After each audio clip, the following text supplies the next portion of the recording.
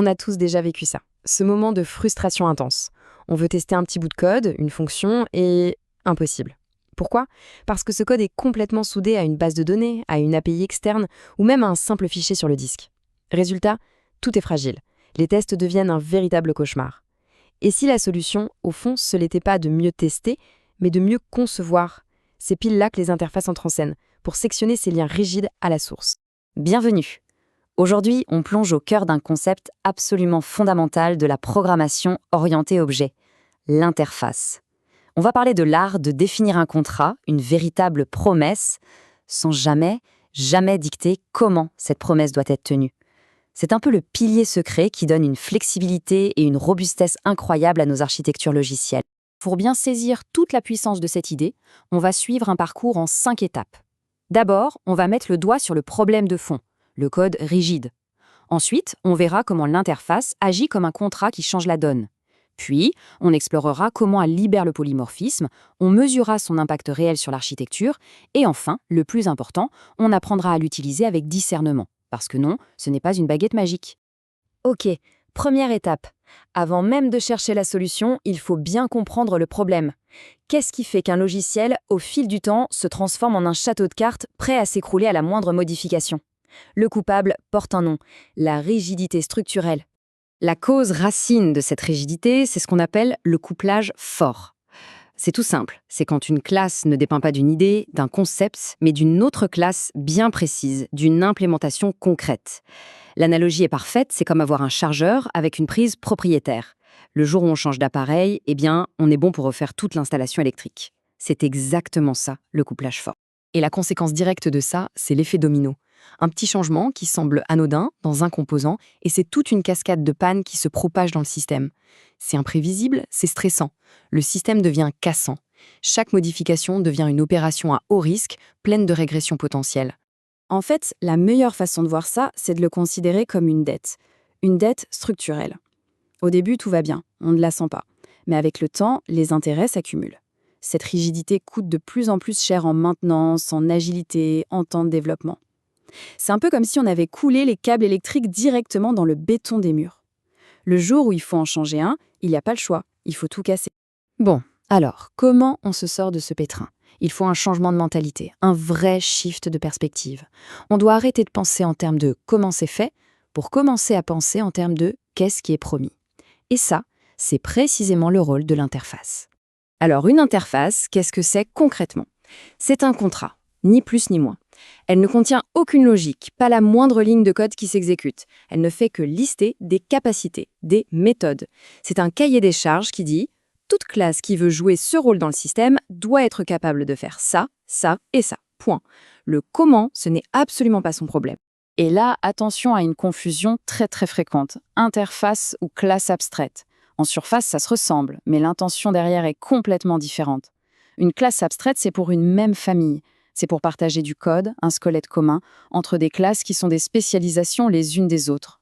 L'interface, elle, n'a rien à voir. Elle définit un rôle, une capacité que n'importe quelle classe, de n'importe quelle famille, peut décider d'adopter. Le choix entre les deux, ce n'est pas de la syntaxe, c'est une décision d'architecture. Et c'est cette idée de contrat qui va nous permettre de débloquer la pleine puissance d'un autre pilier de la programmation objet, le polymorphisme. C'est ici que la magie opère vraiment, en nous libérant des chaînes de l'héritage classique. Regardons cet exemple très simple. Notre code ne dépend plus d'une classe concrète, transporteur local. Non, il dépend d'un contrat qu'on va appeler iService de livraison. Aujourd'hui, on y branche une implémentation pour un transporteur local. Demain, on veut passer à l'international, pas de problème. On branche une nouvelle classe transporteur international sans changer une seule ligne de code qui utilise le service. Le système, lui, s'en moque. Pour lui, tant que le contrat est respecté, tout fonctionne. C'est ça, l'interchangeabilité. Tout ça nous mène à l'un des principes les plus importants de l'architecture logicielle. Il faut toujours programmer en fonction d'une interface, jamais d'une implémentation. En d'autres mots, il faut dépendre d'abstractions stables et non de détails concrets qui, par nature, sont amenés à changer. Quand on respecte ce principe, on se met à construire des systèmes où les composants sont comme des briques de Lego, on peut les échanger, en ajouter des nouveaux, les améliorer, sans jamais avoir à détruire la construction existante. Maintenant, allons un cran plus loin. L'utilisation des interfaces, ce n'est pas juste une petite astuce de codeur. C'est un choix stratégique qui a un impact profond et durable sur toute l'architecture d'un système. Quels sont les gains concrets? Le premier, qui est énorme, c'est la testabilité. On peut enfin tester nos composants en isolement total en leur fournissant des mocks, des doublures qui implémentent l'interface. Ensuite, l'évolution du système devient beaucoup plus sereine.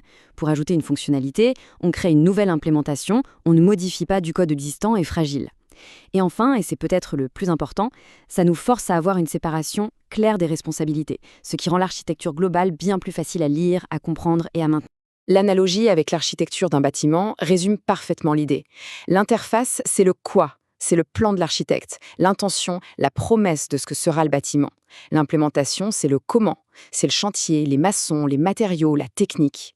En gardant cette séparation nette, on s'assure de pouvoir changer les techniques de construction sans jamais remettre en cause le plan global.